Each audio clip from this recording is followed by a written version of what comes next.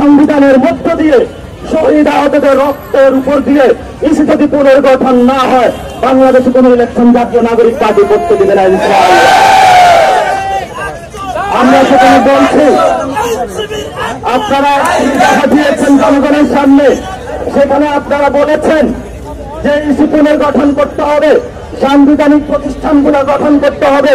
আপনাদের প্রথম থেকে শুরু করে যদি আমরা 7 নম্বর সংস্কার কর্মসূচিতে যাই, সেখানে আপনারা ইসি আইনের পরিবর্তনের কথা বলেছেন, কিন্তু যখন ইসি পুনর্গঠন করার পূর্বে একটি সাজানো গুছানো সার্চ কমিটির মাধ্যমে আপনারা আপনাদের লোকগুলো বসিয়ে দিয়েছেন, তখন আপনারা আপনাদের সংস্কার কার্যক্রমের 31 দফা বলে গিয়েছেন।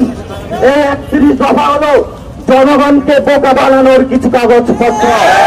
এই 31 দফা হলো বাংলাদেশের মানুষকে আবার বোকা বানানোর একটি প্রতারণা করার দফা।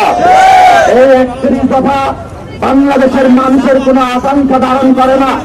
এই যে ইসি গঠন করা হয়েছে আমাদের পিছনে, এটা কোন সাংবিধানিক প্রতিষ্ঠান হিসাবে এখন এক্সিস্ট করে না। এটা বিএনপির একটি দলীয় কার্যালয় হিসাবে হয়েছে, এটা বিএনপির একটি মুখপাত্র হিসাবে আবির্ভূত হয়েছে।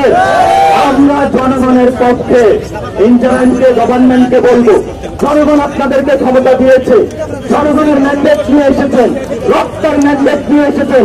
রক্তের ম্যান্ডেটে বসে আপনারা বিএনপির পক্ষে কাজ করতে পারেন না। আপনারা বিএনপির কাছে নগর ভবন ছেড়ে দিতে পারেন না। আপনারা বিএনপির কাছে দলীয় কার্যালয় হিসাবে ইলেকশন কমিশন ছেড়ে দিতে পারেন না। এটা জনগণের সাথে সরাসরি গাদ্দারি।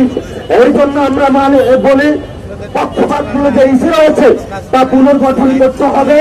সংস্কার যে প্রস্তাবনা রয়েছে সেগুলোকে মান্য করে আইন পরিবর্তন করতে হবে, এবং ইসি যদি পুনর্গঠনের পরে ইসির প্রথম টেস্ট হিসাবে সক্ষমতার পরিচয় হিসেবে আমরা জাতীয় নাগরিক পার্টির পক্ষ থেকে স্থানীয় ইলেকশনের আয়োজন করার জন্য ইন্টারিম গভর্নমেন্টকে আহ্বান জানাচ্ছি।